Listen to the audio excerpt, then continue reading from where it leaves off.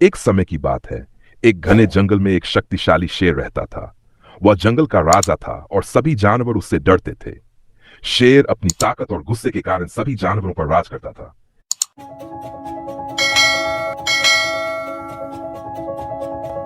लेकिन जंगल के एक बड़े पेड़ पर रहने वाला एक तोता अपनी बुद्धिमानी और चतुराई के लिए जाना जाता था। एक दिन शेर बहुत भूखा था। उसने सुबह से शिकार की तलाश की, लेकिन उसे कोई जानवर नहीं मिला। सभी जानवर पहले से ही सतर्क थे और शेर के डर से जंगल में छिप गए थे। भूख से परेशान शेर जंगल में इधर उधर भटकने लगा।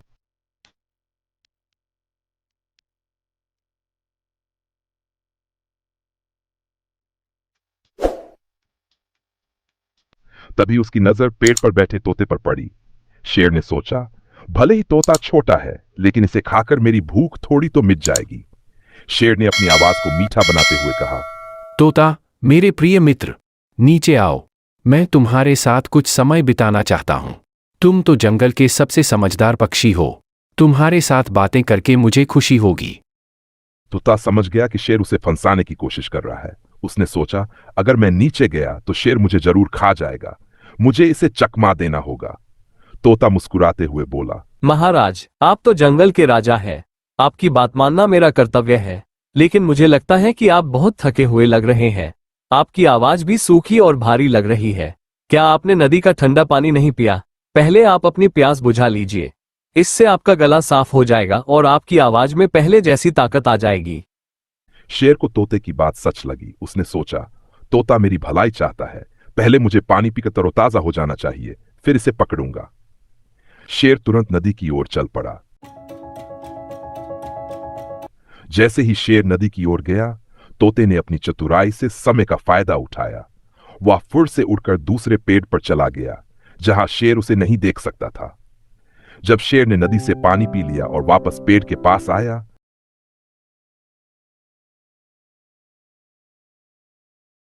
तो उसने देखा कि तोता गायब था। शेर ने गुस्से में दहाड़ लगाई, तोता, तुमने मुझे बेवकूफ बनाया। मैं राजा हूं और तुमने मुझसे चालाकी की। तोता दूर से हंसते हुए बोला, महाराज, ताकत से ज्यादा जरूरी है चतुराई। आपकी ताकत मुझे हराने के लिए काफी नहीं थी, लेकिन मेरी बुद्धिमानी ने मुझे बचा लिया। शेर ने अपनी गलती मानी और सोचने लगा कि केवल ताकत से ही सब कुछ नहीं जीता जा सकता। शिक्षा, संकट के समय समझदारी और चतुराई से काम लेना सबसे अच्छा उपाय है। ताकत से ज्यादा महत्व बुद्धिमानी का होता है।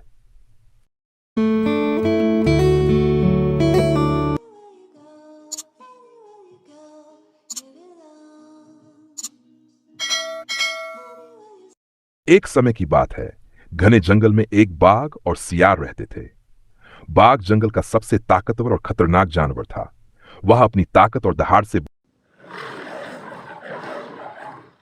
बाकी जानवरों को डराता और आसानी से शिकार करता था। दूसरी ओर सियार छोटा और कमजोर था। वह बाघ जितना ताकतवर नहीं था, लेकिन उसकी चतुराई और तेज दिमाग पूरे जंगल में मशहूर थे।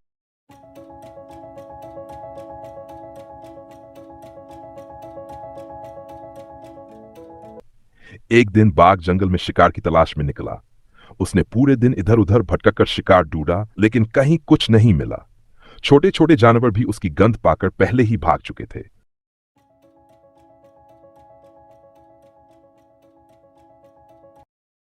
बाघ की भूख बढ़ती जा रही थी और गुस्सा भी। वह परेशान होकर सोचने लगा, क्या आज का दिन खाली ही जाएगा? शाम के समय जब वह थककर झाड़ियों के पास आराम करने बैठा, तभी उसकी नजर दूर एक सियार पर पड़ी। सियार वहां आराम से बैठा आसमान की ओर देख रहा था, मानो उसे किसी बात की चिंता ही न हो। बाघ को सियार देखकर गुस्सा आया। उसने सोचा, आज इसे ही खा लेता हूं। भले ही छोटा है, लेकिन मेरी भूख मिटाने के लिए काफी होगा। बाघ धीरे धीरे सियार की ओर बढ़ने लगा। सियार ने जैसे ही बाघ को अपनी ओर आते देखा, वह समझ गया कि बाघ के मन में क्या चल रहा है।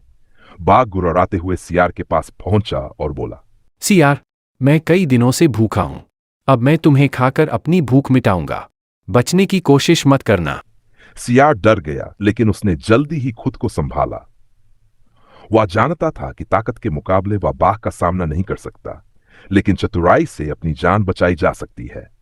उसने बाघ से डरते हुए कहा, बाघ भैया, मैं जानता हूं कि आप भूखे हैं, लेकिन मैं बहुत छोटा और कमजोर हूं। मुझे खाकर आपकी भूख नहीं मिटेगी। अगर आप चाहें तो मैं आपको एक ऐसा बड़ा शिकार दिखा सकता हूं जिसे खाकर आपकी भूख पूरी तरह से मिट जाएगी।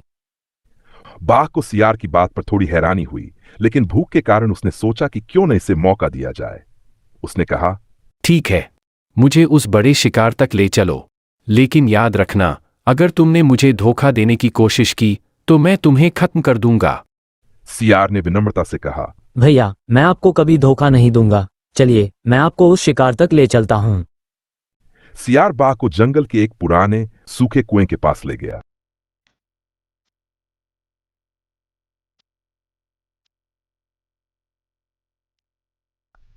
कुएं के पास पहुंचकर सियार ने बाघ से कहा, भैया, इस कुएं के अंदर एक बड़ा और ताकतवर बाघ रहता है। वो इतना बड़ा है कि उसे मारने के बाद आपको कई दिनों तक खाना मिलेगा, लेकिन वह बहुत चालाक और खतरनाक भी है, इसलिए आपको सावधानी से काम करना होगा।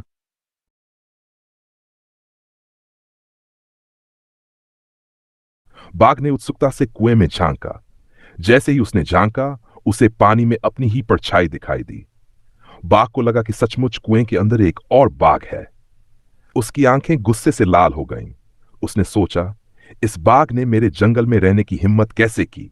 इसे तो सबक सिखाना ही होगा। बाघ ने गुस्से में दहाड़ा, कौन है वहां? मैं तुझे नहीं छोड़ूंगा। कुएं के अंदर से उसकी दहाड़ की गूंज वापस आई। बाघ को लगा कि अंदर वाला बाघ उसे चुनौती दे रहा है। अब उसका गुस्सा और बढ़ गया। बिना ज्यादा सोचे समझे बाघ ने जोर से चिल्लाया, अब मैं तेरा काम तमाम कर दूंगा। और वह पूरी ताकत से कुएं में कूद गया। जैसे ही बाघ कुएं में कूदा, वह सीधे पानी में गिरा। कुआं गहरा था और बाघ तैरना नहीं जानता था। उसने बचने के लिए खूब हाथ पैर मारे, लेकिन कुछ ही देर में वह थक गया और डूब गया। दूर खड़ा सियार यह सब देख रहा था। वह राहत की सांस लेते हुए मुस्कुराया और मन ही मन बोला, चालाकी से बड़ी मुसीबत को हराया जा सकता है, ताकत से हमेशा जीत नहीं होती। सियार खुशी खुशी जंगल में लौट गया। उसने अपनी चतुराई से न केवल अपनी जान बचाई, बल्कि बाघ जैसे खतरनाक शिकारी से भी छुटकारा पा लिया। उस दिन के बाद सियार और भी सतर्क हो गया। उसने समझ लिया कि बुद्धिमानी और धैर्य के साथ हर मुश्किल से बाहर निकला जा सकता है।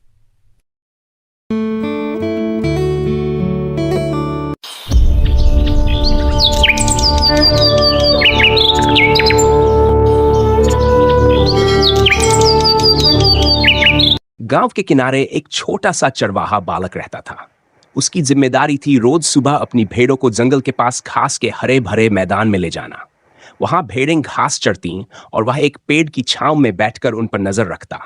उसकी जिंदगी शांत थी, लेकिन उसे बहुत बोरियत होती थी। वह सोचता, काश मेरे जीवन में भी कुछ मजा और रोमांच होता। एक दिन उसने अपना समय बिताने और मजाक करने की सोची। उसने जोर जोर से चिल्लाना शुरू किया, भेड़िया आया, भेड़िया आया। पास के खेतों में काम कर रहे किसान उसकी आवाज सुनकर अपने औजार छोड़कर दौड़ पड़े। वे डर और चिंता से उसकी मदद के लिए भागे।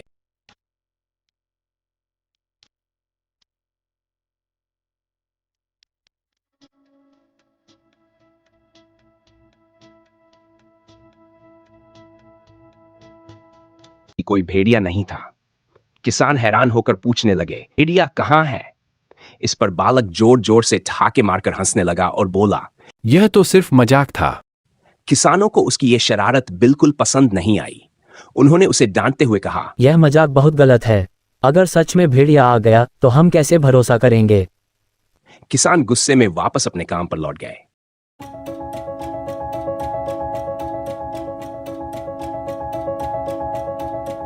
लेकिन बालक ने उनकी चेतावनी को गंभीरता से नहीं लिया। अगले दिन उसने फिर वही किया। वह जोर जोर से चिल्लाने लगा, भेड़िया आया, भेड़िया आया। किसान फिर से दौड़कर उसकी मदद के लिए आए, लेकिन जैसे ही वे पहुंचे, बालक फिर ठहाके मारकर हंसने लगा। उसने कहा, यह तो बस मजाक था। इस बार किसान और भी नाराज हुए। उन्होंने उसे सख्त लहजे में चेतावनी दी, अगर तुमने फिर झूठ बोला तो हम तुम्हारी बात पर कभी यकीन नहीं करेंगे।